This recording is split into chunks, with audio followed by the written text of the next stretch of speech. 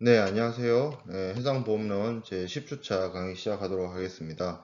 우리가 10주차에서 배울 내용들은 해상 손해와 관련돼서 아직 다루지 못한 손해보상의 원칙과 관련된 부분, 그리고 이제 보험증권에 대해서 본격적으로 다루도록 하겠습니다. 자, 그리고 그 앞서서 우리가 지난 시간 마지막 부분에 조금 살펴봤던 배상 책임 손해에 대한 부분을 다시 좀 자세하게 들여다볼 텐데요. 배상 책임 손해와 관련해서는 크게 우리가 나눠서 생각할 수 있는 부분이, 제가 화물이 다른 화물에 대해서 손해를 끼치거나 영향을 주는 건 사실상 어렵다라고 했습니다. 주로 이제 물어줘야 되는 문제와 관련해서는 보통 이제 선박이 어떤 뭐 구조물이든 뭐든 다른 선박이든 이렇게 충돌을 해서 문제를 일으킨 경우가 대부분일 텐데, 그러면 이러한 배상 책임과 관련해서 우리가 해상보험에서 다루고 있는 대표적인 약관은 크게 두 가지가 있습니다. 첫 번째는 선박보험에서 다루는 부분이죠. 그러니까 선박보험 자체가 다른 선박을 보험에 부과하는 것이고, 이 선박이 다른 선박이나 어떤 구조물하고 충돌이 났을 때 물어줘야 되는 책임에 대한 부분을 규정을 하고 있는데, 그 내용은 협회 선박약관 제8조에 규정이 되어 있습니다. 약관의 명칭은 4분의 3 충돌손해 책임 약관이라고 하는데, 이 부분은 보험자가 피보험 목적물이 이제 선박인 거죠. 선박 자체의 어떤 충돌 사고로 인한 손실 손해뿐만 아니라 이 선박이 어떤 잘못이나 이런 것들로 인해서 다른 선박 혹은 다른 선박의 어떤 선주에게 입힌 여러 가지 재산상의 손실에 대해서 손해배상 책임을 지게 되면 그 손해배상 책임에 대한 부분을 보험자가 보상한다는 취지의 약관이 4분의 3 충돌 손해 책임 약관입니다. 근데 궁금한 점은 앞에 명칭 앞에 4분의 3이 붙어 있어요. 이게 왜 이런 명칭이 들어가 있냐면, 실제로 손해배상금을 만약에 상대방 선주한테 지급을 한다라고 치면 보험회사는 전체 그 배상금의 4분의 3, 75%까지만 보상을 합니다. 나머지 25%는 보상을 하지 않아요. 그 이유는 몇 가지가 있습니다. 이게 이제 선박보험과 관련해서 이런 식으로 이제 어떤 간섭과 간이 굳어져 내려와서 약간의 내용과 약간 명칭도 이렇게 굳어진 건데, 선박보험은 저가보험하고 다르게 일단 규모가 너무 상대적으로 너무 큽니다. 제가 뭐 그 전에 강의에서도 몇 번 이야기를 했다시피, 배라는 것 자체가 배의 뭐 어떤 가치나 이런 것들이 뭐 1,000억이 넘어가고 2,000억에 육박하는 그런 대형 선박이기 때문에 이걸 뭐 충돌이 나서 물어준다. 이게 여러분들, 제가 그런 비교를 했죠. 도로에서 아무리 비싼 차들이 다녀도 10억 넘기 힘들다. 1, 2억이다. 그럼 1, 2억짜리 자동차가 어디 가서 충돌 났다. 그러면 그거 뭐 수리비 해봐야 이런 건데, 1,000억짜리 물건이에요. 선박이란 거는. 이 배상액 자체가 달라요. 규모의 경제가 다릅니다. 그렇다 보니까 보험자 입장에서도 이 손해배상 책임에 대해서 전적으로 100%다 책임을 지는 것이 부담스러운 측면이 있습니다. 그래서 4분의 3 부분에 대해서만 보험자가 책임을 지겠다 하고, 나머지 25%에 대해서는 어떻게 보면 피보험자인 선주 혹은 선박의 운영사 측에 떠넘기는 거죠. 그래서 이 남은 25% 때문에 우리가 나중에 선박보험 관련해서 공부를 할 때 이야기를 하겠지만, P&I 클럽 같은 선주들 간의 어떤 협동조합 같은 형태가 나타나는 거죠. 그 나머지 부분을 충당하기 위해서. 자, 그리고 그 나머지 이 4분의 3 충돌 손해 책임 약관 외의 부분이 있는데, 그거는 선박보험 쪽에 있는 것이 아니라 협회 적하 약관, 그러니까 화물보험에 대한 부분에 있어서 제3조에 규정되어 있는 쌍방가실 충돌 약관이 있습니다. 이 쌍방가실 충돌 약관이라고 하는 거는 사실 동일한 명칭의 약관이 선화증권, BL이죠. 선화증권에 있어요. 선화증권에 있는 동일한 명칭의 쌍방가실 충돌 조항, 뭐 약관 때문에 생겨난 해상보험의 약관입니다. 동일한 내용과 동일한 명칭, 동일한 내용은 아니죠. 어쨌든 제목 자체가 선화증권에 쌍방과실 충돌 약관이 있기 때문에 협회 적하 약관에 쌍방과실 충돌 약관이 있는 거예요. 자, 그럼 내용을 보면 이건 뭐냐면 일단 보험자가 있고 피보험자가 있는데 이 피보험자는 쉽게 말해서 하물에 대한 부보를 한 거죠. 적하보험이니까. 이 피보험자인 하주가 선박의 선주에게 지급해야 되는 금액을 보험자가 보상할 것을 약정한 약관입니다. 근데 좀 이해가 안 되는 부분이 있어요. 선박과 선박이 충돌을 했어요. 쌍방과실이라는 것 자체가 선박과 선박이 충돌을 했다는 의미인데 선박과 선박이 충돌을 했는데 왜 하물의 주인인 하주가 선주에게 그것도 상대방 선주가 아니라 자기 선박의 선주에게 돈을 주지? 라는 문제가 있습니다. 이게 왜 이런 문제가 나타나게 됐냐면 그거는 선화증권에 있는 쌍방과실 충돌 약관의 내용 때문에 이런 문제가 나타나게 됐고 이게 되게 역사적 배경이 깊은 스토리가 있습니다. 그래서 하주가 상대 선주로부터 배상받은 금액 중에 자신이 적재한 선박의 가실 비율에 해당되는 부분을 자신이 화물 운송 의뢰한 자신의 선주에게 보상을 해야 되는데 그 부분을 보험자가 대신 내주겠다라고 하는 내용이 협회 적하약관 제3조에 있는 쌍방과실 충돌 약관의 내용입니다. 그러면 이 쌍방과실 충돌 약관이 생겨나게 된 역사적인 배경을 우리가 쭉 살펴봐야 되는데 그러려면 선화증권에 있는 쌍방과실 충돌 약관을 먼저 얘기할 수밖에 없어요. 자, 기본적으로 한번 생각해 볼 부분이 위에 있는 사례와 아래쪽에 있는 그림을 통해서 볼 수 있는 사례가 있습니다. 위에 있는 그림에서 우리가 이야기할 수 있는 부분은 쌍방과실 충돌 약관이 생겨나기 전, 그러니까 영국의 기본적인 법과 간섭으로 선박과 선박 간의 충돌 사고가 났을 때 해결하는 그런 것이고요. 아래쪽은 좀 미국에서 이와 관련된 좀 다른 판례가 나오게 됨으로 인해서 그 어떤 처리 과정이 좀 달라지게 된 경우를 보여주고 있습니다. 그래서 첫 번째 것부터 먼저 볼 텐데, 자, 기본적으로 A 선박과 B 선박이 있어요. 충돌이 났습니다. 그러면 우리가 자동차 사고도 뭐 5대5, 7대3 뭐 이렇게 이제 책임 과실 비율을 따지잖아요. 해상에서 혹은 내수로에서 선박과 선박이 충돌을 했고 그 충돌에 양쪽 모두 다 공통되게 책임이 있다라고 하면 그게 이제 소위 말하는 쌍방 과실에 의한 충돌이라고 할 수 있는데 배와 배가 그렇게 충돌을 하게 되면 당연히 그 선박에 적재되어 있는 화물에 손상이 가게 될 겁니다.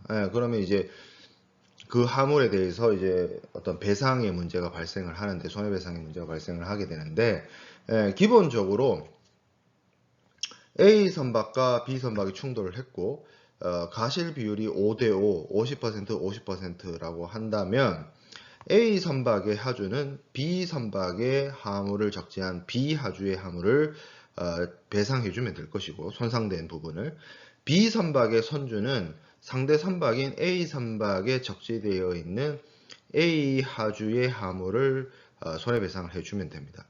근데 문제는 여기서 어떤 문제가 있냐면 이 충돌이란 사건의 책임 과실 비율이 A 선박의 50%, B 선박의 50%가 있다는 거예요.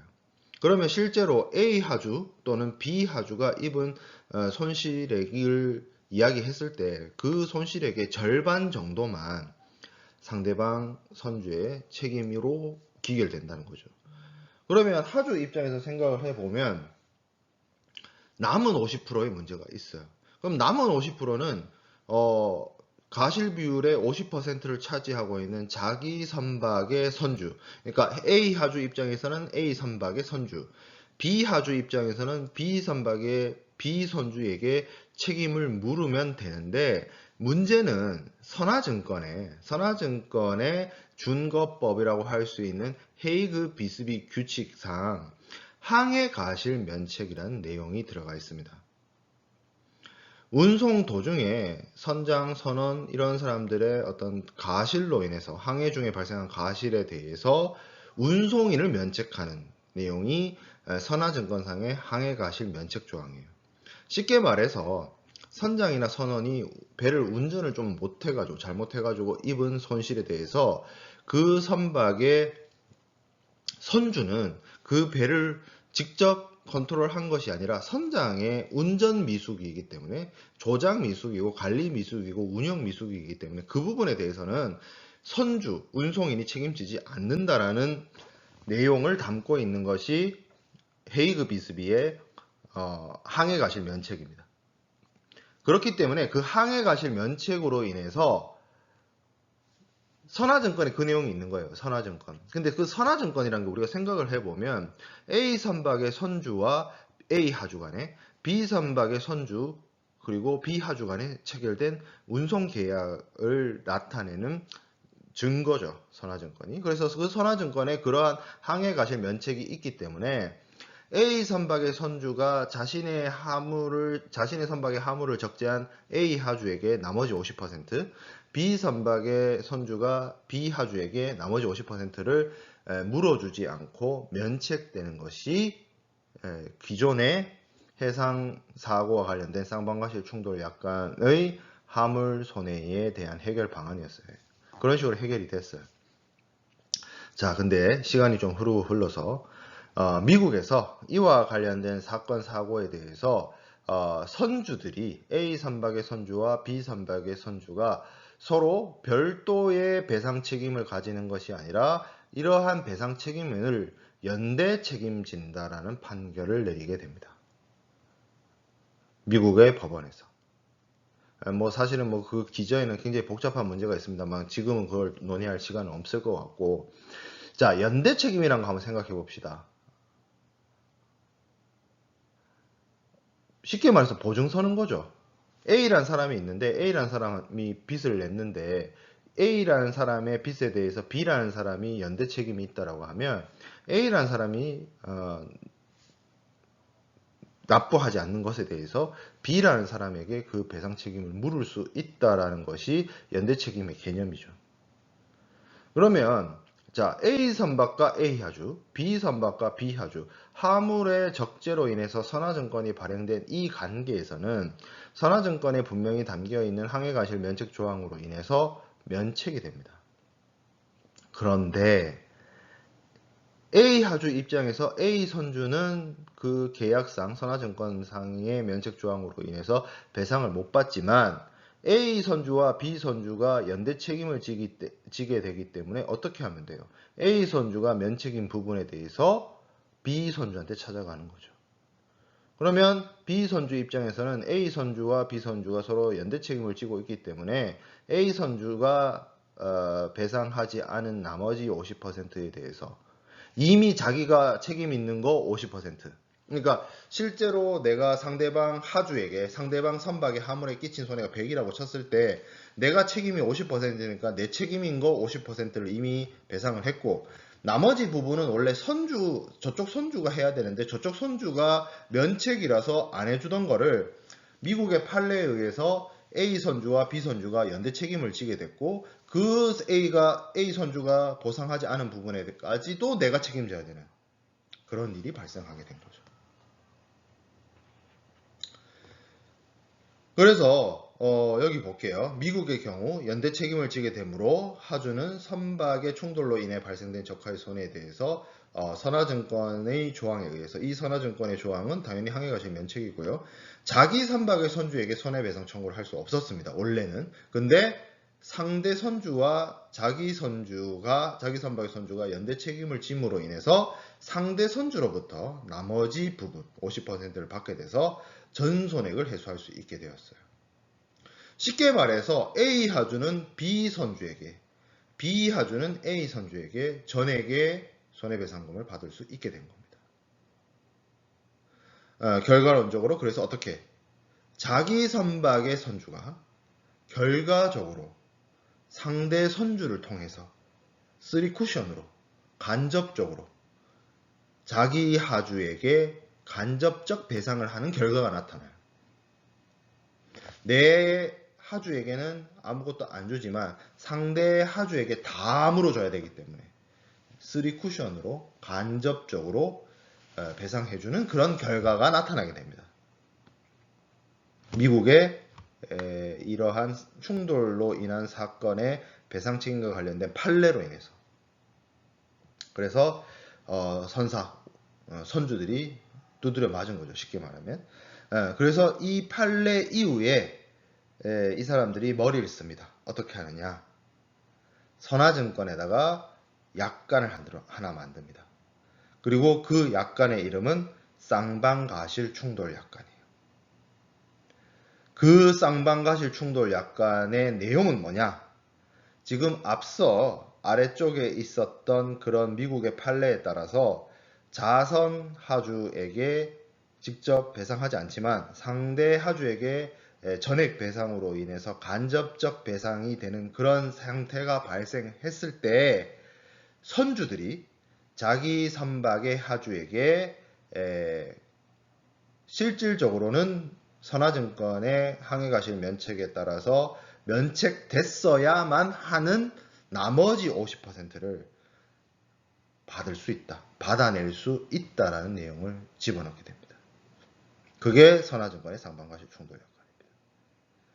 아니 하주 입장에서는 이렇게 배상을 받으면 되는 문제를 다시 자기 선박의 선주에게 뱉어내야 되는 상황이 발생했어요. 억울하지 않느냐? 억울해도 어쩔 수가 없어요. 왜? 선화증권이란 건 결국 운송인들이 발행하는 서류인 거고 운송 약관을 통해서 제정되어 있는 내용들을 그냥 받을지 안 받을지 일종의 부합계약 성격을 가지고 있기 때문에 하주들이 뭘 할 수 있는 상황이 아닙니다.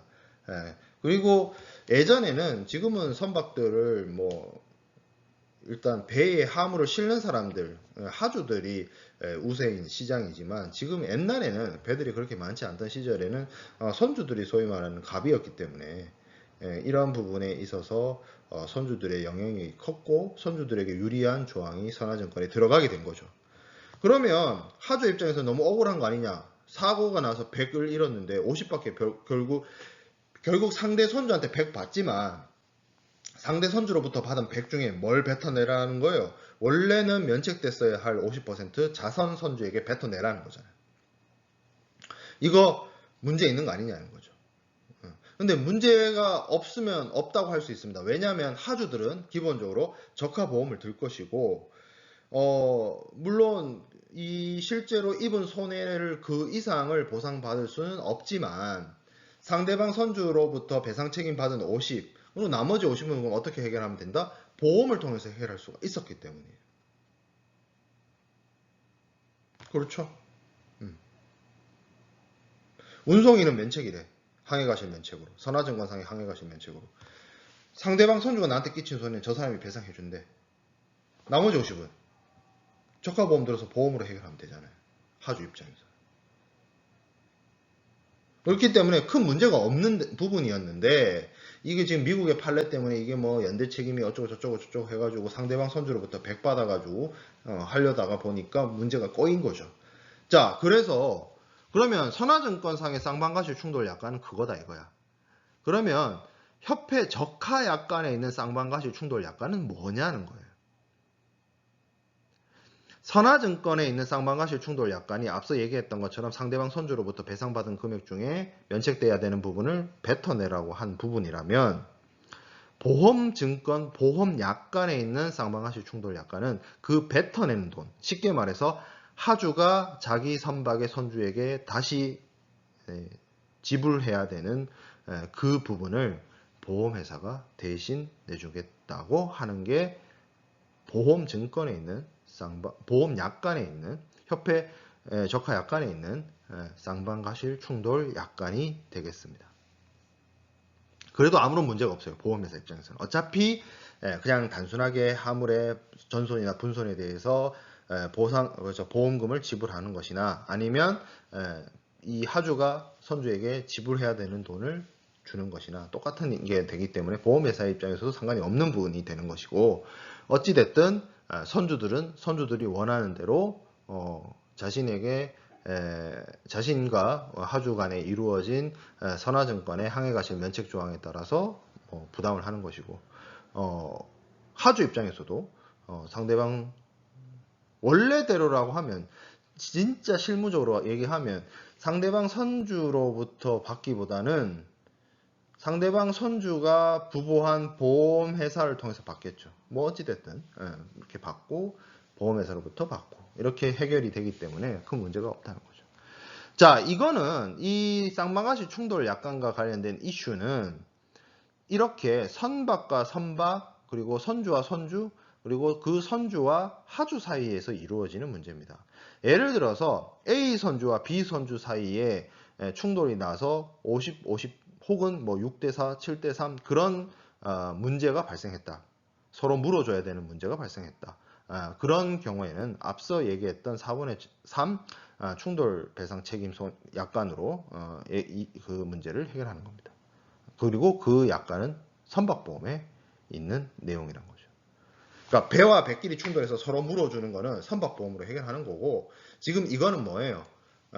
이 선박 충돌로 인해서 상대방 하주에게 끼친 손해를 어떤 식으로 처리할 것인가에 대한 문제예요. 근데 그런 것과 관련된 내용이 선화증권의 쌍방가시 충돌 약관을 만들어냈고, 거기에 따라서 거기에 대한 대응으로 보험협회 적하약관에, 보험 쪽의 협회 적하약관에 쌍방가시 충돌 약관이 생겨나게 된 겁니다. 자, 손해보상의 원칙에 대해서 좀 보도록 하겠습니다. 해상보험과 관련해서 가장 중요한 게 이제 대위의 원칙이 적용이 된다는 점인데, 해상보험 계약이라고 하는 것은 실제 입은 손해, 실제 발생한 손해에 대해서 보험자가 보상을 하는 것이죠. 그리고 이 부분에 있어서 피보험자가 그 자신이 실제로 입은 손실보다 더 많은 이득을 취해서는 안 된다는 실손 보상의 원칙을 적용을 하고 있습니다. 따라서 보험 사고에 의해서 손해가 발생하게 되면 보험자가 보험금을 지급한 후에도 피보 보험자에 대해서 어떤 잠존물이나 제3자에 대한 청구권이 있는 경우에는 피보험자가 이를 이용해서 자신이 실제로 입은 손실보다 더 많은 부당이득을 취할 수 있게 되기 때문에 그 경우에 실손보상의 원칙에 위배가 되게 됩니다. 쉽게 이렇게 생각해 볼게요. 자, 100이 있었는데 100을 다 잃었다 칩시다. 100만큼만 보상받아야 되죠. 근데 보험회사로부터 100 받고 뭐가 남아있냐면 이 손해를 일으킨 사람한테 손해배상 청구를 걸어요. 사적으로. 그래서 승소해. 그러면 그 사람부터 손해배상을 청구를 받아. 그러면 그걸 100을 받죠. 보험회사로부터 받은 100, 손해배상 청구를 통해서 받은 100. 그럼 200이 되잖아요. 원래 갖고 있었던 재산이 100이었는데 200이 돼버리면 이거는 늘어난 거죠. 자신이 실제로 입은 손실보다 더 많은 배상을 받은 거죠. 그렇기 때문에 제3자에 대한 청구권이라든지 아니면 실제로 잔존물에 대한 가치가 남아 있을 수도 있어요. 그런 부분에 대해서 이거를 보험자가 그러니까 피보험자가 계속 가지고 있게 되면 부당이득이 발생하게 되고 실손보상의 원칙에 위배되게 됩니다. 따라서 이 경우에는 잔존물이나 잔존물에 대한 권리라든지 아니면 제3자에 대한 손해배상 청구권을 보험자한테 이전합니다. 그렇게 해서 이중취득, 이중의 이익을 획득하는 걸 막아요. 이렇게 피보험자의 권리를 보험자가 보험금을 지급하고 가져가는 것, 그러한 권리를 이전하는 것을 대위라고 합니다. 이게 아주 중요한 실손보상의 원칙을 지키기 위해서 진행되는 대위의 메커니즘입니다. 대위의 원칙입니다. 자, 그래서 대위의 원칙에 대한 설명을 했고 입증 책임에 대한 문제가 또 있습니다. 해상보험에 있어서 입증 책임, 실제로 그러한 사실이 발생했다는 것을 입증하는 것은 그러한 사실이 발생했다는 것을 주장하는 자가 부담을 합니다. 실제로 해상 위험으로부터 손해를 입었다는 것을 주장하면 그 당사자가 입증 책임에 대해서 책임을 진다는 거죠. 증거를 내야 된다는 거죠. 따라서 피보험자가 보험자로부터 손해를 보상받기 위해서는 실제 보험자가 담보하는 위험으로부터 인과관계가 있는 손해가 자신의 피보험 이익에 발생했다는 것을 입증해야 됩니다. 만약에 우리가 그 해상보험의 담보위험과 관련해서 ICC B나 C처럼 열거 책임주의를 채택하고 있는 경우 있죠. 그러면 그 열거 책임주의를 채택하고 있는 경우란 거는 보험자가 담보하는 위험이란 게 쭉 나열되어 있단 말이에요. 그 나열되어 있는 위험으로부터 실제로 손해가 발생했다는 것을 피보험자가 입증을 해야 되는 거죠. 반대로 ICCA와 같이 포괄 책임주의를 채택을 하고 있는 경우에는 보험자가 실제로 이 담보 위험으로부터 손해가 발생하지 않았음을 증명을 해야 됩니다. 뭐 달리 얘기해 보면 실제로 손해를 끼친 원인이 담보 위험이 아니라 면책 위험에 있음을 보험자가 증명해야 되는 문제가 발생한다는 거죠.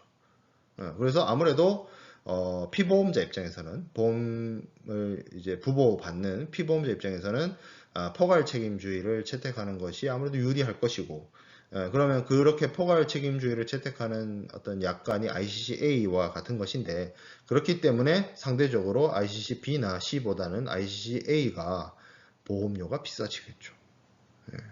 그렇죠? 세상에 공짜는 없습니다. 자, 그래서 앞서 살펴봤던 대위에 대해서 우리가 다시 한번 정리를 좀 해봅시다. 대위는 영어로 subrogation 이렇게 얘기를 합니다.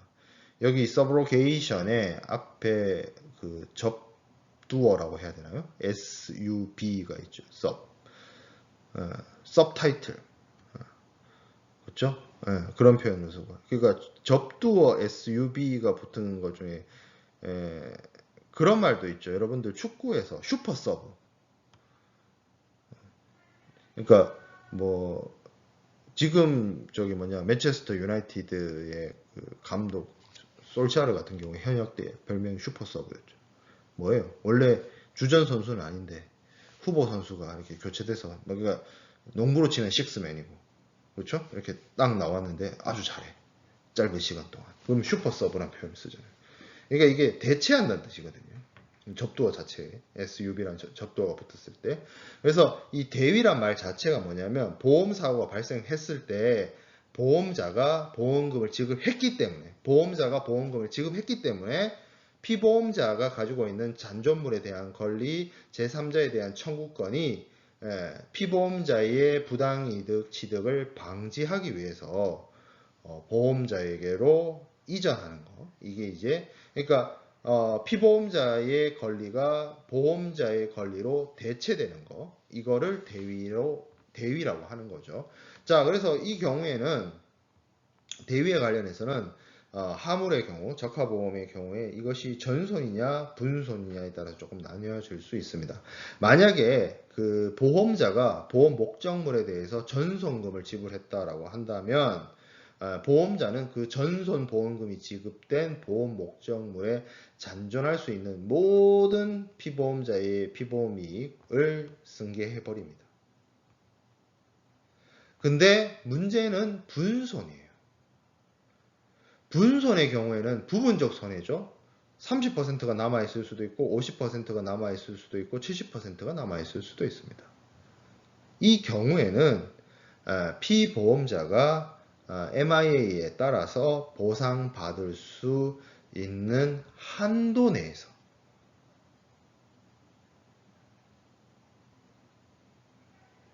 실제로 피보험자가 보상받은 그 한도 범위 내에서만 대위가 발생합니다. 그럼 보상받지 않는 부분 있죠. 보상받지 않은 부분이라는 게 결국엔 뭐예요?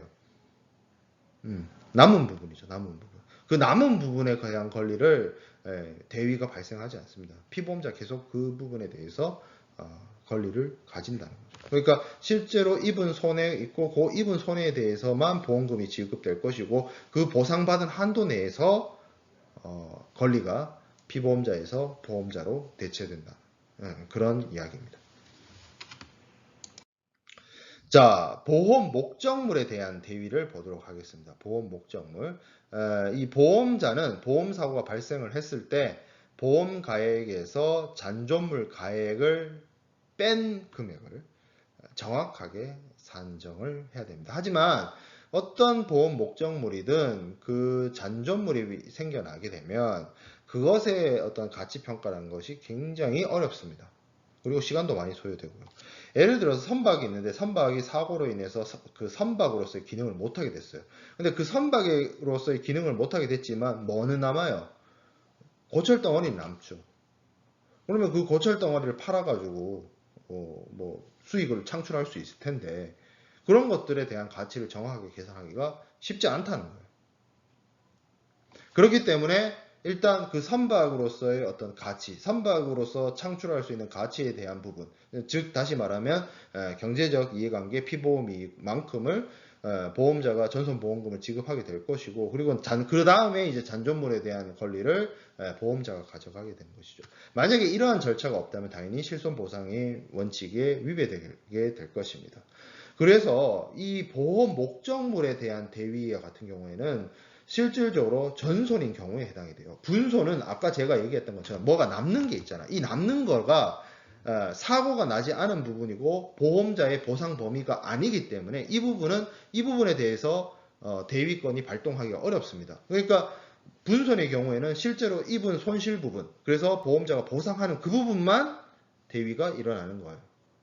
남은 부분은 놔둔다. 피보험자의 거다. 그대로 피보험자의 거다. 그래서 보험 목적물 전체에 대해서 대위권이 발동되게 되려면 전손인 경우에 해당이 된다.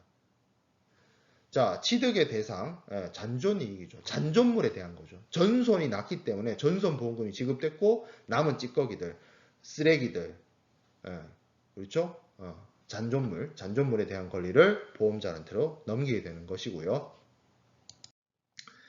이 대위권에 대해서 포기할 수도 있습니다. 왜냐하면 예를 들어서 찌끄레기가 남았어요. 쓰레기가 남았어요.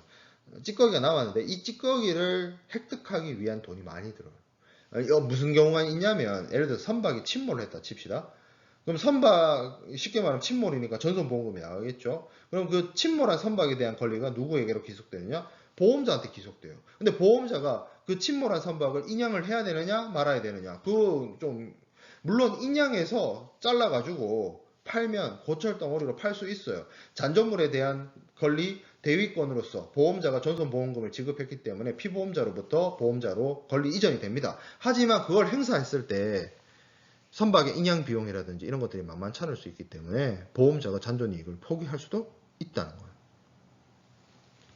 자, 그러면 이 보험금 지급에 따라서 잔존물에 대한 부분에 대한 어떤 권리들이 언제 넘어가느냐를 이야기를 하면 기본적으로 상법에서는 당연한 권리의 이전, 이건 너무 당연한 거다. 그렇기 때문에 보험자가 보험 금액을 지급하면 이전된다라고 보고 있고, MIA의 경우에는 어떤 이것이 당연한 것은 아니다 이렇게 보고 있어요. 보험자가 대위권을 행사해야 된다. 뭐 이런 개념을 보고 있습니다. 근데 어차피 보험자 입장에서 보험금을 지급하게 되면 당연히 거기에 따라서 자신의 권리인 대위권을 행사할 것이 자명하기 때문에 포기하지 않는 이상, 대위권으로 인해서 획득되는 잔존물에 대한 권리를 포기하지 않는 이상 자신의 대위권을 행사를 하겠죠. 그래서 아마 보험사고가 발생한 시점으로 소급해서 권리를 주장하게 될 겁니다.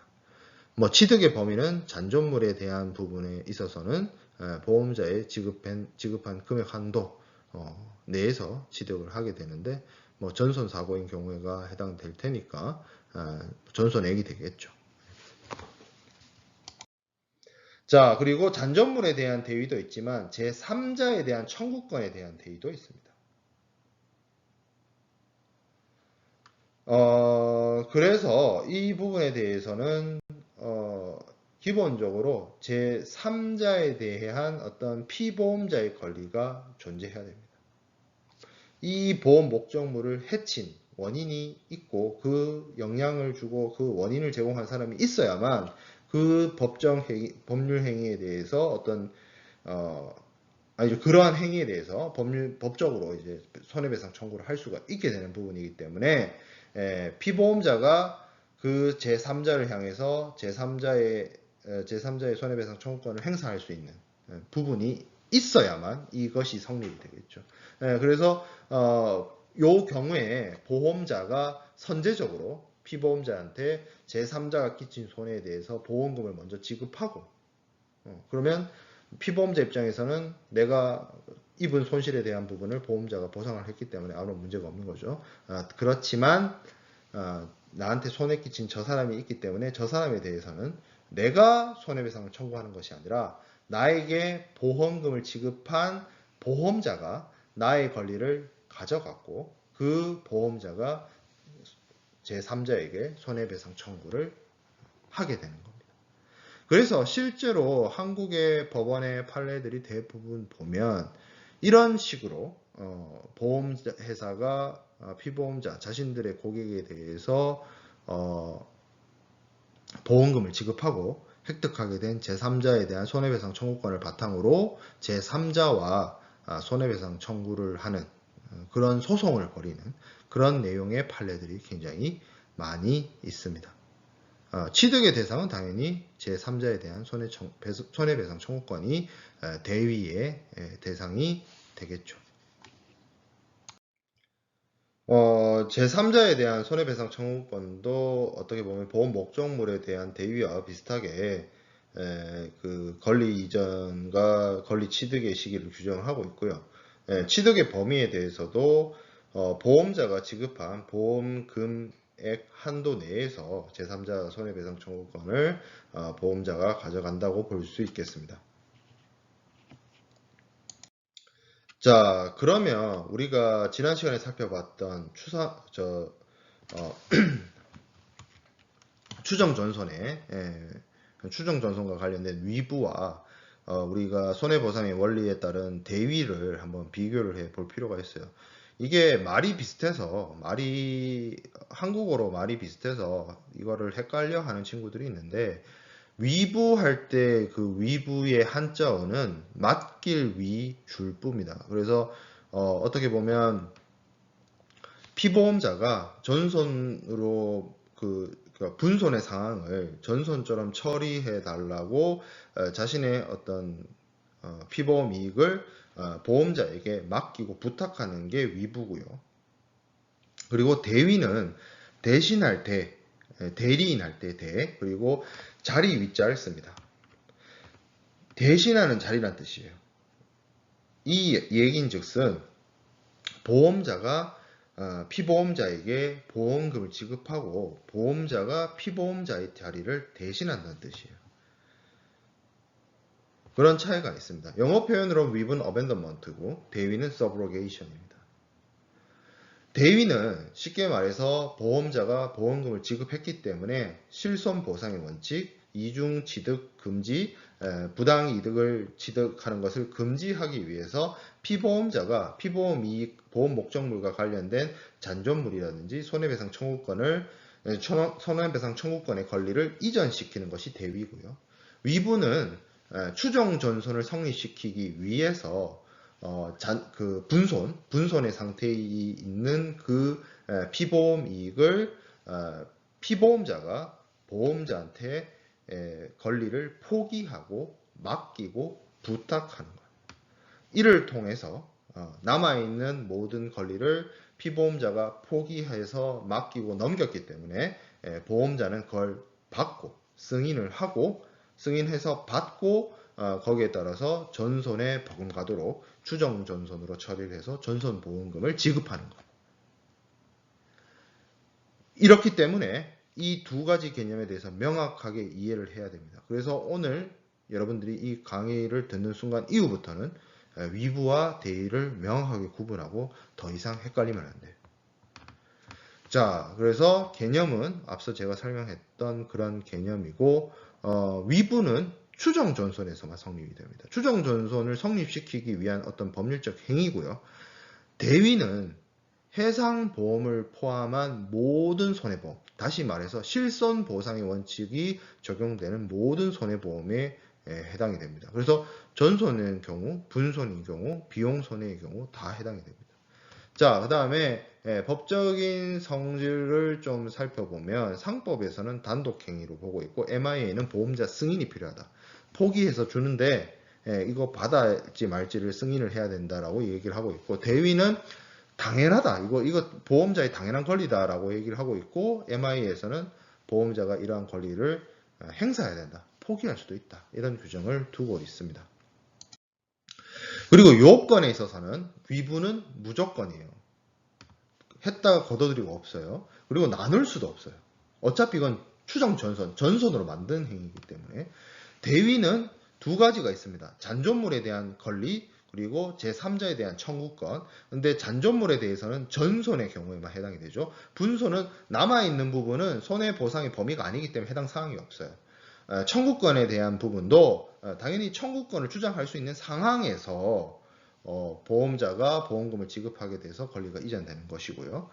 자, 효과적인 측면에서 보면 위부의 직접적 효과는 보험자가 위부를 통해서 보험 목적물 피보험 이익과 관련된 피보험자의 모든 권리를 취득하게 되는 것이고요. 이를 통해서 피보험자가 가지고 있었던 모든 권리를 보험자가 가져갔기 때문에 보험자는 전손의 보험과는 추정 전손으로서 전손 보험금을 지급합니다. 그래서 취득 대상 잔존물에 대한 것도 있을 수 있고 제3자에 대한 청구권도 있을 수 있지만 이 부분은 위부나 대위 모두 공통되게 같은 부분이죠. 다만 차이가 있다면 위부는 피보험자가 스스로 포기해서 내려놓고 주는 것이고 전손보험금 받으려고, 대위는 전손이든 분손이든 어찌됐든 보험금을 받았기 때문에 이중취득, 실손보상의 원칙에 따라서 부당이득을 막기 위해서 보험자에게 권리를 넘겨주는 거예요.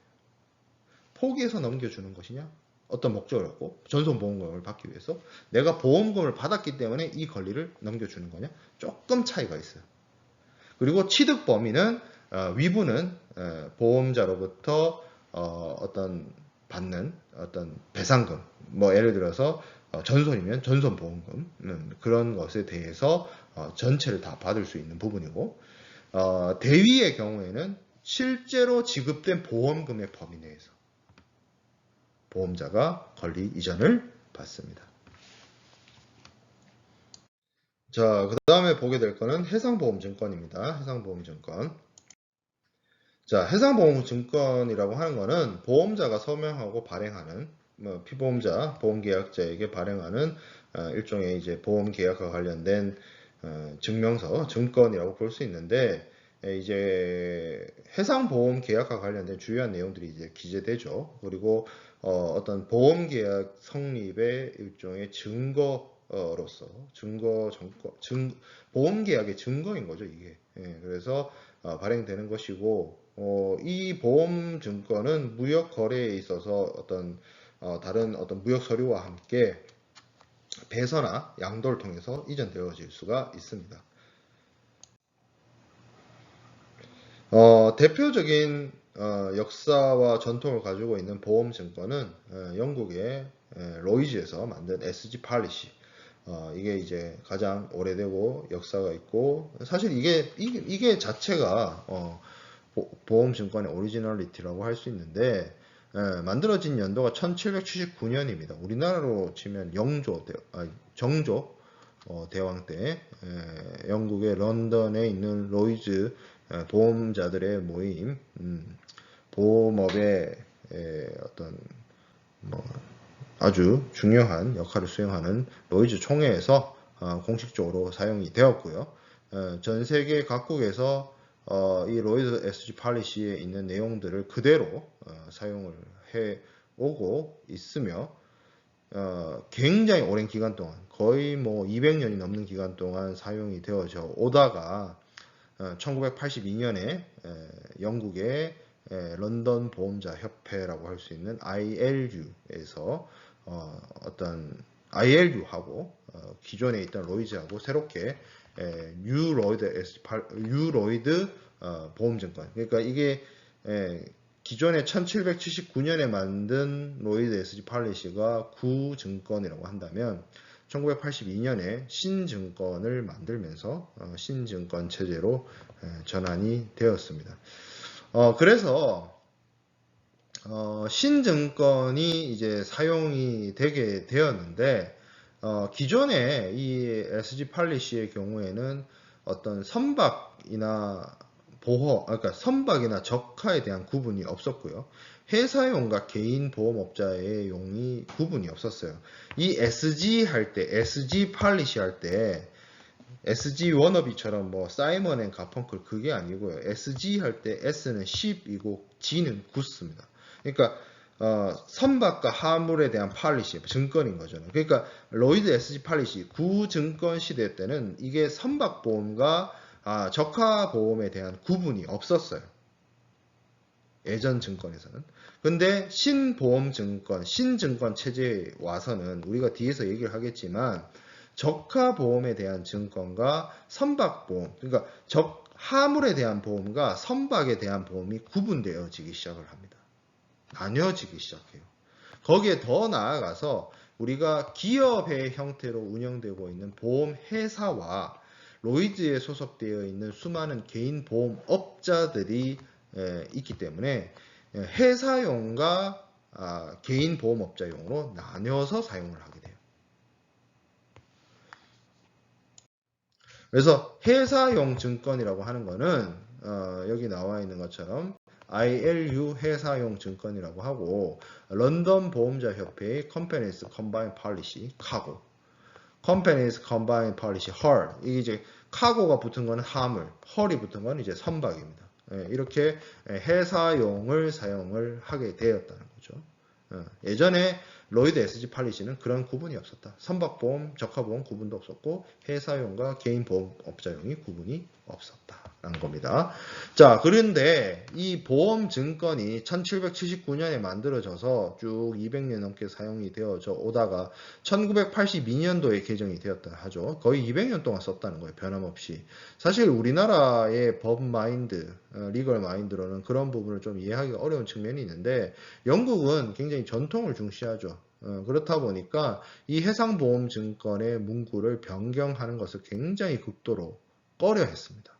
그래서 뒤에서 얘기하겠지만 SG 팔리시의 경우에는 본문 약관 외에 이탈릭 서치 약관이라든지 난해 약관과 같이 별도로 내용을, 그러니까 본문 약관의 내용을 변경하거나 수정하기보다는 추가하는 방식으로 조금씩 수정하고 추가하는 방식으로 발전이 되어 왔다는 거죠. 근데 그렇게 쓰던 것도 이게 200년이 넘으니까 한계에 이르렀기 때문에 신보험증권 체제로 넘어오게 된 겁니다.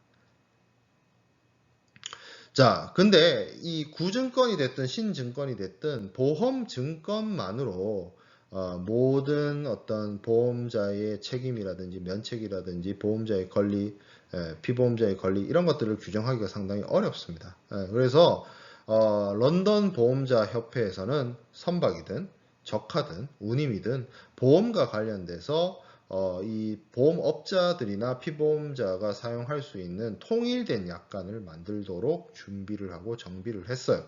그게 협회 적하 약관 내지 협회 기간 약관이라고 하는 협회 약관입니다.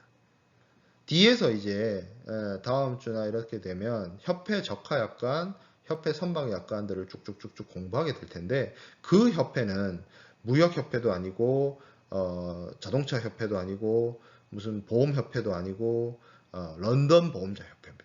런던 보험자 협회 인스티튜트가 만든 클로스라는 거죠. 그러니까 보험협회, 런던 보험자 협회가 전 세계 보험을 실제로 업무를 하고 있는 보험자와 피보험자, 보험계약자를 위해서 하나의 통일된 약관을 제정을 했고 그 약관이 전 세계적으로 널리 사용되어지고 있다는 겁니다. 화물과 관련해서는 협회 적하약관, 그리고 선박에 관련해서는 협회 항해약관이라든지 아니면 협회 기간약관 이런 것들이 대체적으로 보험업에서 사용되어지고 있다는 겁니다. 그렇기 때문에 보험증권만 단순하게 공부해서는 안 되고요. 보험증권만 단순하게 살펴보아서는 안 되고요. 보험증권과 함께 협회 약관을 함께 살펴보아야 보험자와 피보험자의 어떤 권리, 의무, 면책에 대해서 정확하게 파악할 수가 있게 됩니다. 자, 그러면 이 역사와 전통의 SG 팔리시에 대해서 우리가 좀 살펴보도록 하겠습니다. SG 팔리시의 구성은 기본적으로 전면 약관과 이면 약관으로 나눠집니다. 전면부와 뒷면으로 나뉘어지는 거죠. 그래서 전면부에는 본문 약관, 이탈릭 서치 약관, 난해 약관으로 구성이 됩니다. 이 전면 약관, 이 로이드 SG 팔리시가 1779년에 만들어졌다고 했습니다. 우리나라 조선시대, 조선 후기죠. 영종조 시대 때 만들어졌어요. 그때 만들어졌던 것이 200년이 넘는 시간 동안 1779년, 1889년, 1989년 200년을 넘게 거의 근 200년을 넘게 쓴 거죠. 예, 그러다 보니까 거기다가 영미법이란 게 여러분들 강조하다시피 판례 중심주의잖아요. 예, 이러한 난잡한 내용들을 수많은 판례와 얽혀서 설켜서 있기 때문에 굉장히 복잡하기도 하고, 그리고 1779년에 사용되어지는 영어라는 게 지금 현대 영국인 혹은 전 세계인들이 사용하는 영어랑 같지 않습니다. 굉장히 고어적인 표현, 오래된 말들이 많다는 거죠.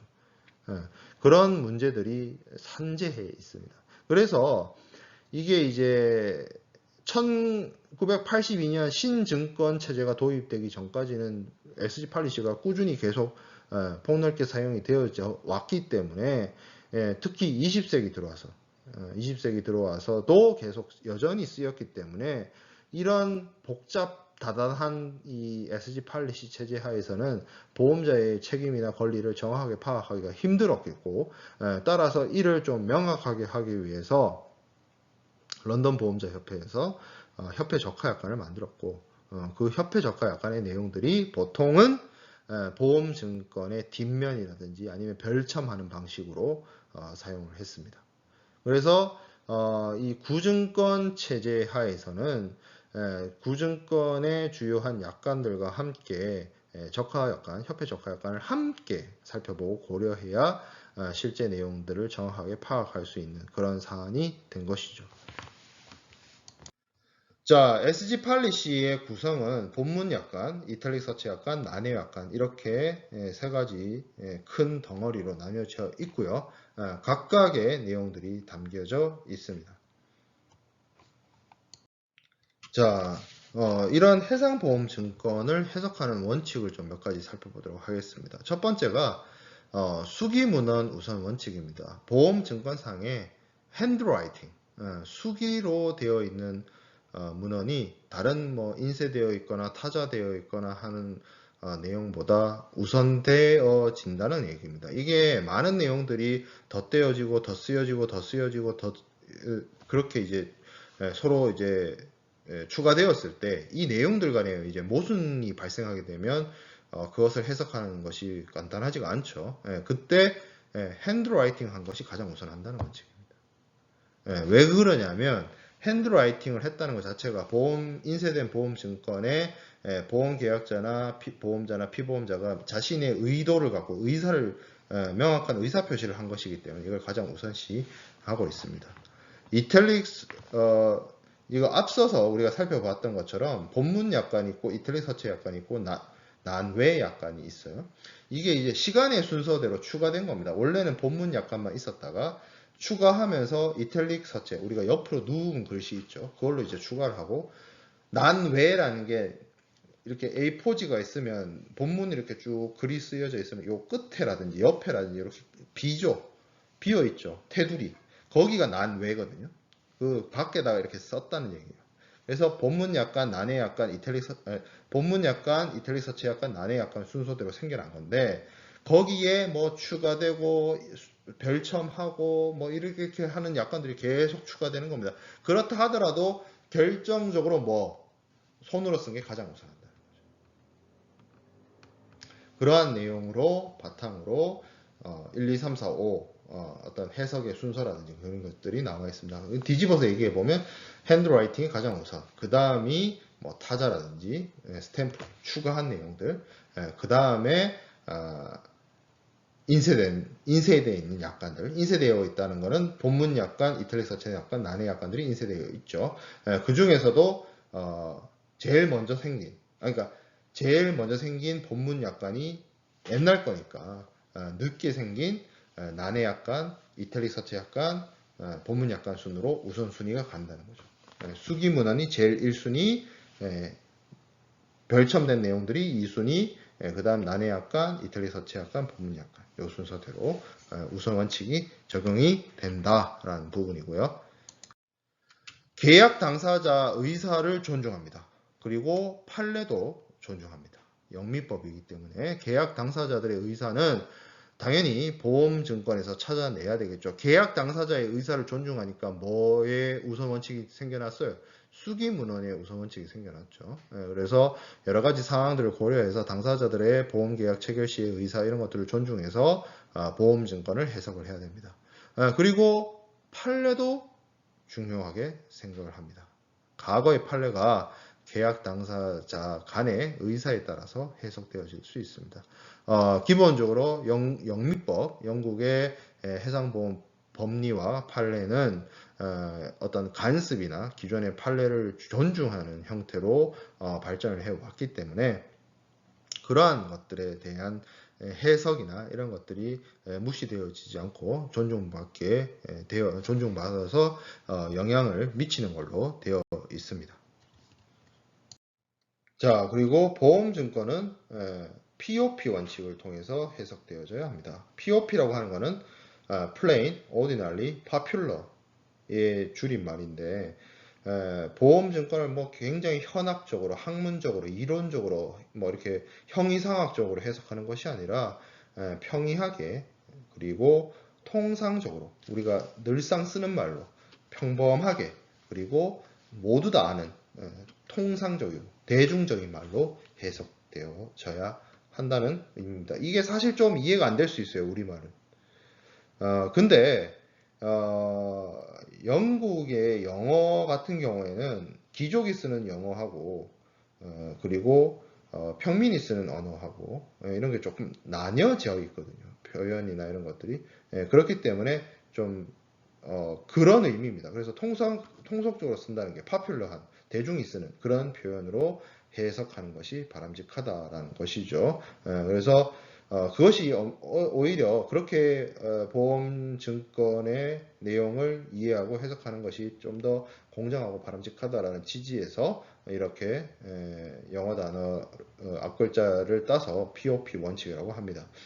자, 그리고 합리적 해석의 원칙이 있습니다. 보험증권의 해석은 합리적으로 모두 다 납득이 가능하고 누군가에게 불합리하게, 불리하게 해석되어서는 아니 됩니다. 자, 그리고 동종 제한의 원칙이 적용이 됩니다. 약관 중에 이렇게 쭉 뭔가 나열을 하는 경우가 있어요. 그런 다음에 기타 뭐 등등 뭐 이런 식으로 적혀 있는 경우가 있습니다. 이때는 선행 열거된 위험들이 별개가 아니라 동일 또는 유사한 내용이다라는 것으로 해석되어야 된다는 겁니다.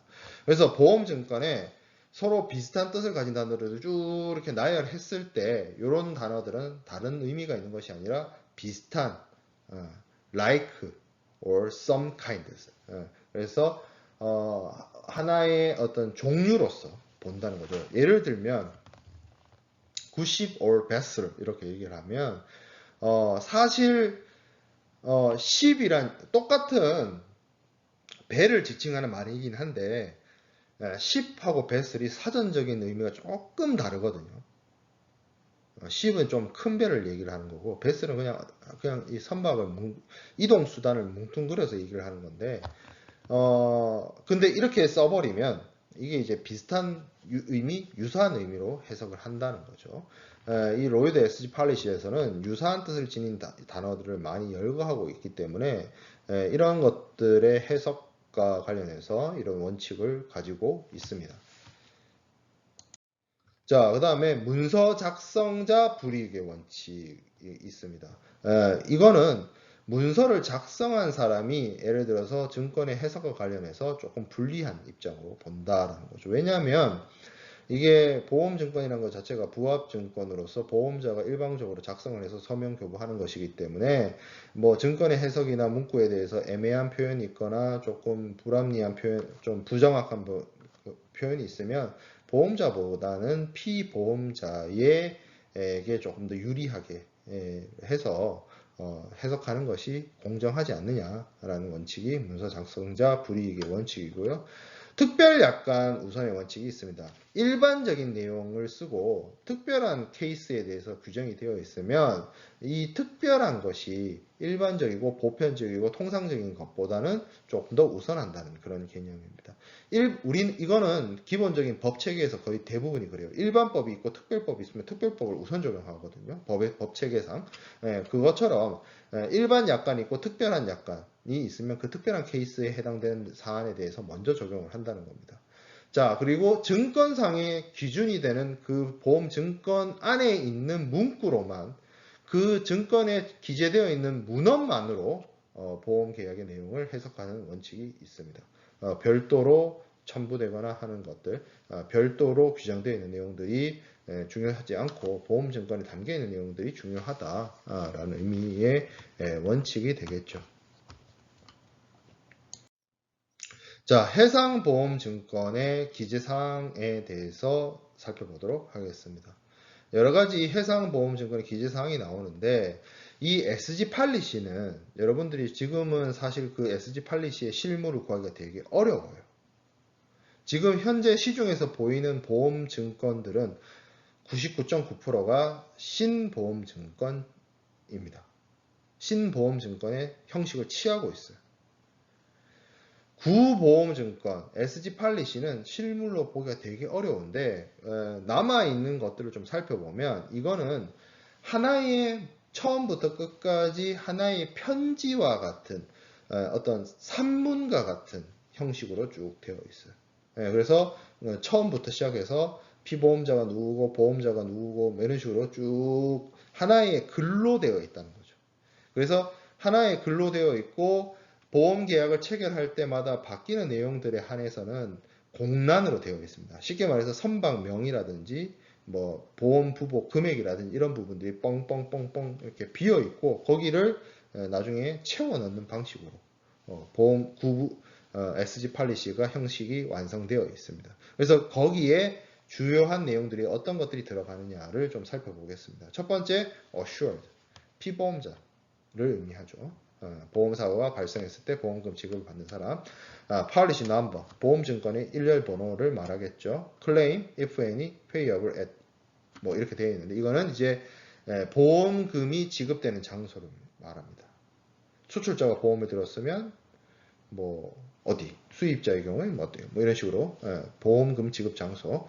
그리고 피보험 목적물에 손해가 발생했을 때 손해 사정인, 감정인이 누가 어떻게 하느냐 뭐 이런 것들, 클레임 검정의 주체 이런 것들을 적어 놓기도 합니다. 자, 그리고 적출지부터, 그러니까 선적항이 있으면 어디 물품이 운송이 시작되는 지점부터 선적항까지 올 거 아니에요. 그 구간에 대해서 기재를 하는 거죠. 국내 운송에 대한 부분, 그런 부분이고, 그리고 선박명 기재합니다. 그리고 선적항의 출항 예정 날짜라든지 이런 것들 기재를 하고요. 그리고 도착항, 선적항과 함께 도착항을 기재를 합니다. 이 두 운송, 그러니까 선적항과 이 도착항이 있는 요 구간이 이제 주 운송 구간이 되겠죠. 자, 그리고 한적을 하는 경우에 그 한적하는 내용도 당연히 기재를 해야 되고요. 그리고 양육항 양육항에 도착해서 최종 목적지까지 또 육상 운송을 하게 되죠. 그 구간에 대해서도 또 기재를 합니다. 자, 그리고 11번에 subject matter insured가 이제 피보험 목적물이 되겠습니다. 화물에 대한 어떤 수량이라든지 뭐 이런 것들을 기재를 하게 되겠죠. 그리고 참조 번호가 있고요. 그리고 여기서 드디어 보험 계약자가 부보한 보험 금액이 되겠죠. 보험 금액. 보험 가액이 아니라 보험 금액이 됩니다. amount insured. 보험에 든 금액, 뭐 이런 뜻이죠. 그래서 보통 물품의 CIF 가격이나 CIP 가격에 10% 희망이익을 더한 금액으로 적하보험의 경우에는 보험 금액으로 정하고 있습니다. 그리고 보험 계약 시에 체결된 담보, 명시적 담보, 그죠? warranty, 그리고 뭐 조건들. 조건들에다가 쉽게 말해서 협회 적하약관과 관련된 뭐 ICC-AR이라든지 ICC-WA, FPA 혹은 ICC-ABC를 기재하고 있습니다.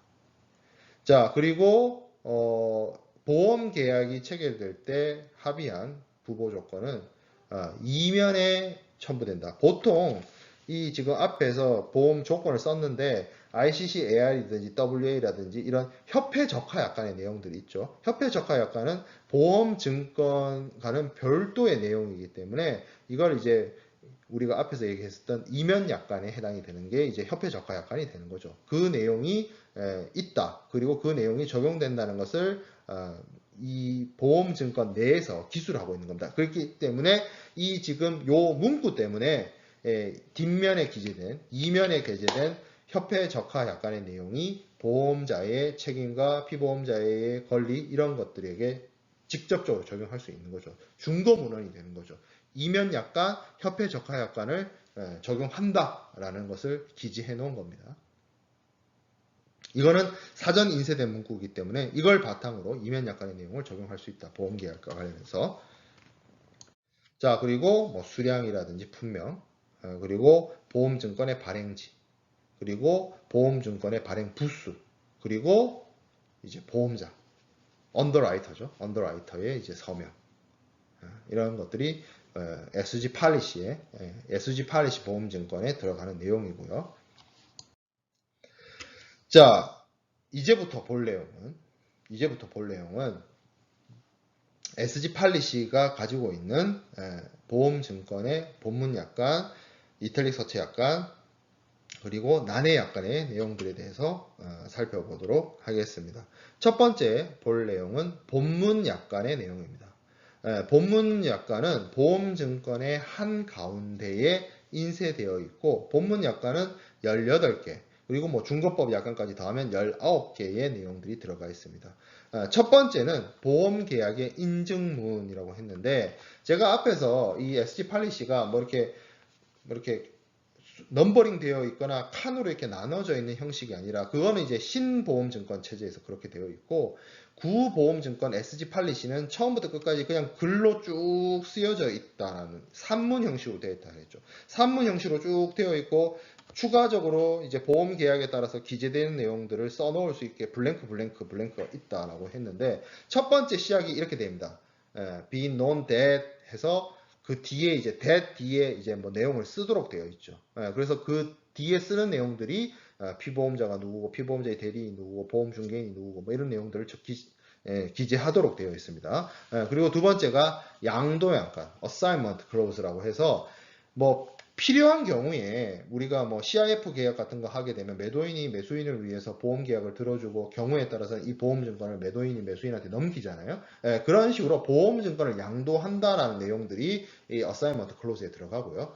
세 번째가 소급약관입니다. lost or not lost. 우리 소급보험에 대해서 이야기를 했죠. 보험계약 체결을 할 때 피보험자가 보험 목적물의 상태나 컨디션에 대해서 전혀 몰라요. 그렇기 때문에 실제 사고가 발생했는지 안 했는지도 모르고 일단 보험부터 듭니다.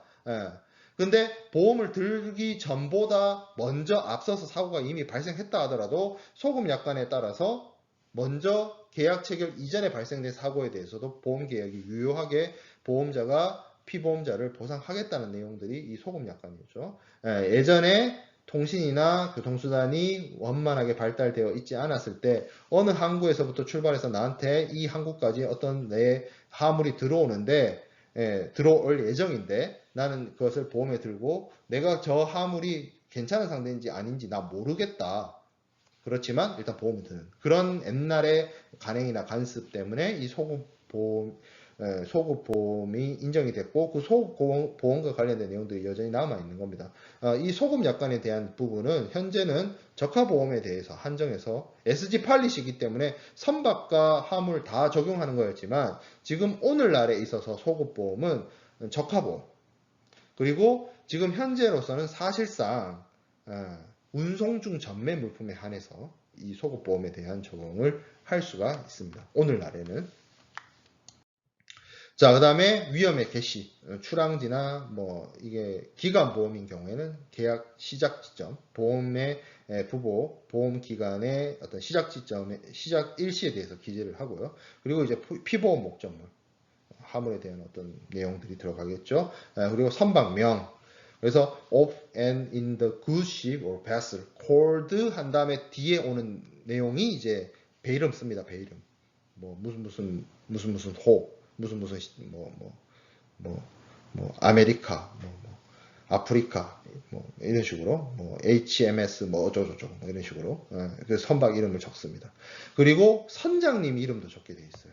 이게 지금의 대형 컨테이너선이나 벌크선은 어차피 이게 GPS가 다 달려있고, 자동 합법 장치가 다 달려있고, 자동으로 이제 해도나 항로를 컴퓨터에 의해서 기입을 하면 거기에 맞춰서 배들이 가는데, 예전 범선 시대 때는 정말 육분이 가지고 하늘의 별을 바라보면서 망망대해에서 길 찾아서 멀리 조류에 따라서 바람에 따라서 이 항해를 해야 됐거든요. 그렇기 때문에 경험에 있는 선원, 경험에 있는 선장이 있느냐 없느냐가 이 선박이 안전하게 목적지까지 갈 수 있느냐 없느냐를 결정하는 요인이었어요. 그렇기 때문에 선장님이 누군지를 적었습니다. 옛날 보험증권에는. 근데 지금은 큰 의미가 없죠. 사실 사문화된 조항입니다. 자, 그 다음에 보험 기간. 화물이나 이 상품에 대해서 보험자가 책임을 지는 보험 부보, 보험 담보의 시작 시점 그리고 끝나는 시점에 대해서 규정을 합니다. 그리고 기항 정박 약관, 이거는 항해 중에 이 선박이 어디 들린다, 들리면 그 들리는 것에 대해서 허용하는지, 그런 내용들이 기항 정박 약관에 기재됩니다. 자, 보험 평가 약관이 있습니다. Valuation Clause라고 되어 있는데, 이거는 보험 부보 시에 계약 당사자 간의 보험 평가액. 그럼 여기에 평가액이 적히면 뭐죠? 기평가죠. 기평가 보험증권이죠. 그래서 뭐다? 협정보험가액이 됩니다. 협정보험가액. 자, 그 다음에 위험 약관이 있습니다. 이거 중요하죠. 피보험 위험의 종류를 쭉 열거합니다. 이러한 피보험 위험으로부터 발생되는 손해에 대해서 보험자가 책임을 지게 되는 거죠. 보상 의무를 지게 되는 겁니다. 자, 그 다음에 보게 될 것은 손해방지 약관입니다.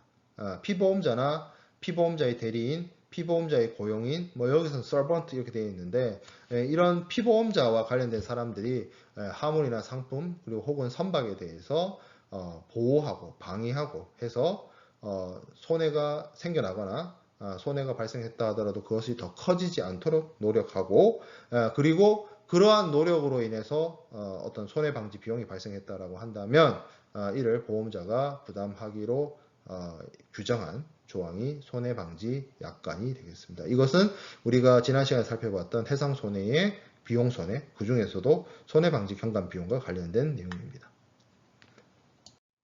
자, 포기 약관이 있습니다. 웨이버.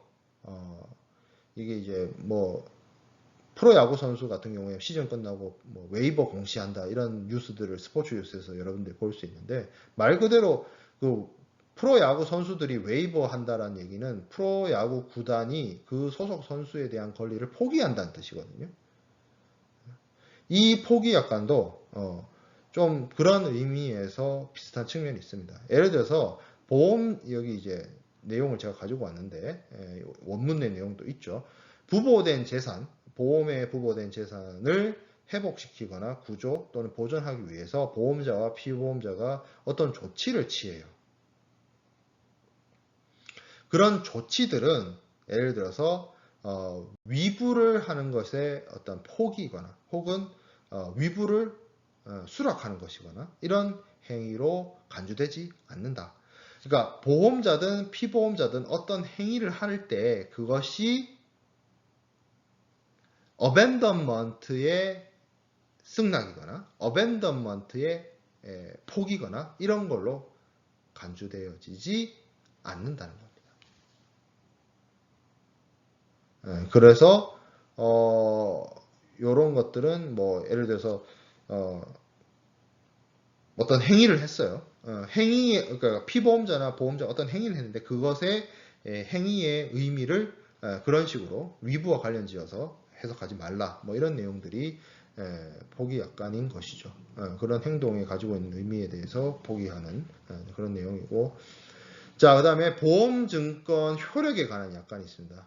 이거는 본 보험증권은 런던에서 작성된 가장 확실한 보험의 서면 또는 보험증권과 동일한 효력을 가진다. 보험증권의 효력과 관련된 문헌이 하나 들어가 있고, 바인딩 클로스가 있습니다. 구속약관. 이거는 보험자가 보험증권에 규정하고 있는 각종에 대한 내용들에 대해서 책임지고 이행하겠다라고 하는 의사표시를 구속약관을 통해서 나타내고 있습니다.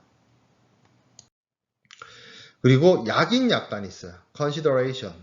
이거를 여러분들이 무역계약에서는 약인이라고 하면 계약의 반대급부라고 이야기를 하죠.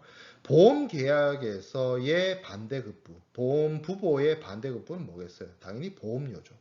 피보험자가 보험자에게 납부하는 보험료죠. 그래서 약인약관이라고 하는 것은 피보험자가 보험료를 지급함으로써 보험자의 위험담보라는 반대급부가 있다는 내용을 담고 있고, 다시 말하자면 보험료와 관련된 내용입니다. 보험료.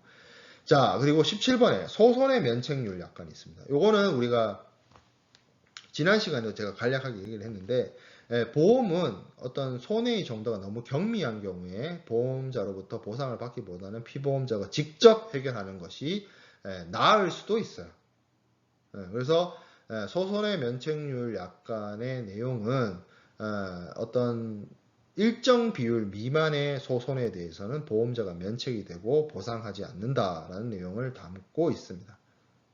그것이 이제 소손의 면책률 약관의 내용이고, 18번에 선서 약관이 있습니다. 이거는 이제 각각 그 앞서 이 쭉 나열되어 있는 내용과 관련해서 그 입증하는 그런 내용, 보험자가 이러한 내용들로 이렇게 규정되어 있는 내용으로 보험증권을 인수한다라는 선언적인 문구가 들어가게 되어 있습니다. 그래서 상기 보험증권의 증거로서 본 보험자가 런던에서의 본사의 명의로 부보금을 기재하였다는 사실을 확인한다. 이런 어떤 선언적 규정, 보험 부보를 했다라는 선언적 규정이 담기는 내용이고요. 강의 자료에는 없습니다만 19번째, 19번째가 중거법 약관인데, 그 중거법 약관의 내용은 어떤 보험 계약과 관련해서 영국의 법과 간섭을 적용한다. 뭐 그런 내용들이 들어갑니다. 그렇게 해서 본문 약관을 구성을 하게 되고요. 그 다음 내용이 이제 이탈릭 서체 약관입니다. 본문 약관이 있고 난 다음에 추가된 내용이 이탈릭 서체죠. 본문은 글자들이 똑바로 서 있는데, 이탈릭 서체 약관은 글자가 삐딱하게 누워있죠. 이탈릭 서체. 영어의 이탈릭 서체 생각해보면 되죠. 그래서 총 3개 조항이 있습니다. 첫 번째가 포행, 납포, 부담보 약관이에요. 영어 표현을 볼게요. free from. 자유롭죠. 누가? 보험자가. 뭐로부터? capture. 포획, and seizure clause입니다. 납포. 해상 운송 중에 발생되는 어떤 선박이 포획당하거나 납포당하는 거나 이런 거에 대해서 보험자가 풀이하다는 거예요. 보험자가 풀이한 거는 뭐죠? 보상해주지 않겠다. 그 내용입니다. 보험자가 면책된다는 내용이에요. 자, 두 번째, 동맹파업, 폭동, 소요. 그러니까 어떤 스트라이크, 파업, 그리고 폭동, 라이엇. 맞아요. 그 리그 오브 레전드 만든 게임 회사, 그 회사 이름이 라이엇이죠. 그거, 시빌 커머션, 뭐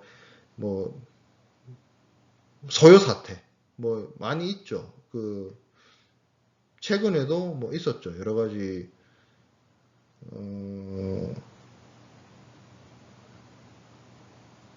뭐 LA에 뭐 흑인 폭동이라든지 뭐 이런 거 있잖아요. 그렇죠. 소요 사태.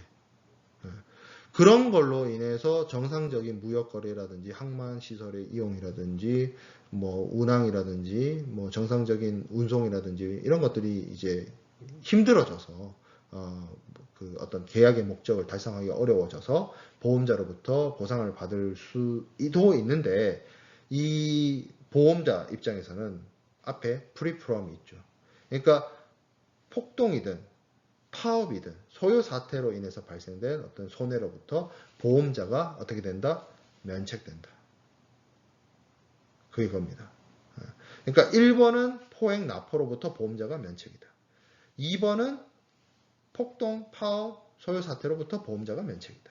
그 내용을 담고 있어요. 그러니까 이탈릭 서체 약관은 내용이 일종의 담보위험과 관련된 것이 아니라 보험자의 면책과 관련된 내용이라는 거죠.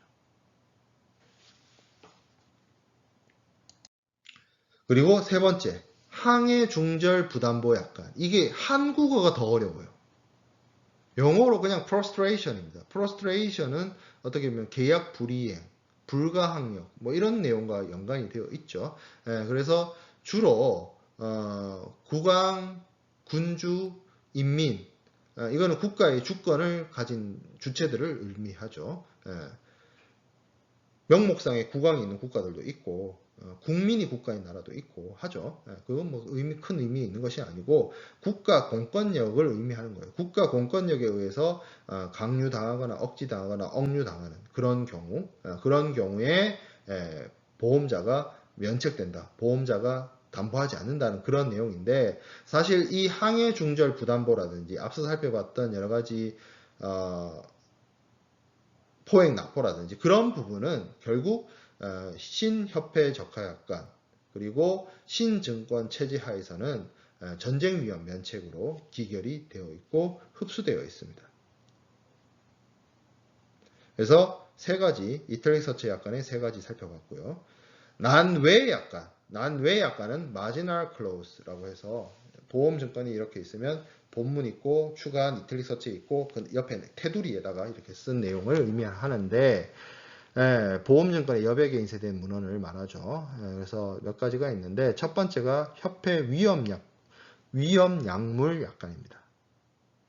dangerous drug이에요. 마약이죠, 마약. 아편이나 마약 같은 거 운송하다가 발생된 손해를 보험자 면책 사항으로 규정한 겁니다. 자, 그 다음에 교사 약관 있습니다. 교사 약관. 이거는 사실 좀 그 해석이 좀 협소한데 특정 수역에서 교사나 자초는 일종의 보험자가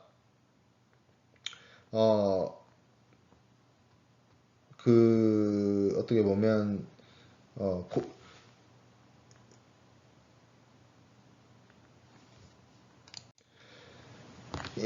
이게 지금 사실은 현재로서는 사문화된 건데 어떤 특정 수역에서 교사나 자초가 일어났을 때 그것을 인정하지 않는 내용이기 때문에 않고 그리고 거기서 직접적으로 기인한 손해에 대해서만 보험자가 보상하는 내용을 담고 있어요.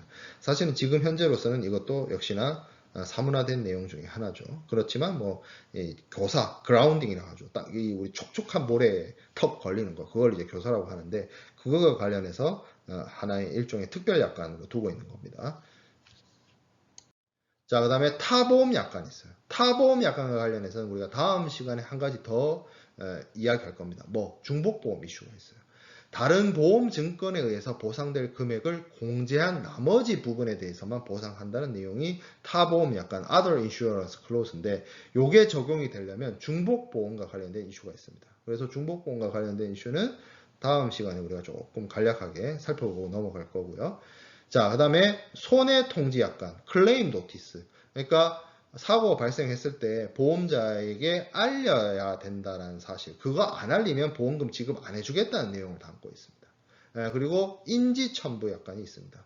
외국에서 발행되고 영국에서 보험금이 지급되는 모든 보험증권과 관련해서는 뭐 영국에서 이걸 받고 10일 내에 뭐 소량의 수입인지 같은 거 내야 된다. 뭐 스탬프 붙여야 된다. 뭐 우리 지금은 뭐 여러분들이 나도 이제 민원 처리 이런 것들 관공서 가서 업무 처리하는 거를 다 인터넷으로 많이 하기 때문에 그런 게 잘 없는데 예전에는 인지세 같은 게 있었어요. 공무사 하나 떼고 이러려면. 그러니까 이거 보험증권과 관련해서도 인지세를 내야 된다. 뭐 그런 내용인데 사실 이것도 사실은 뭐 그렇죠. 그래서 보험 증권 그 중에서도 가장 역사와 전통이 오래됐고 오래된 SG 팔리시 로이드 SG 팔리시의 주요한 내용들을 살펴보았습니다. 자, 그래서 우리가 다음 주에는 신보험증권 체제 하에서 신보험증권이 어떻게 구성되어 있는지 살펴볼 것이고요. 그 이어서 협회적하약관 협회적하약관을 아마 다는 못할 거고 아마 구협회적하약관은 충분히 다 봐야 되지 않나 생각을 하고 있습니다. 그래서 협회적하약관에 대한 내용을 이어서 수업을 진행을 다음 주에 하도록 하겠습니다. 수고했습니다.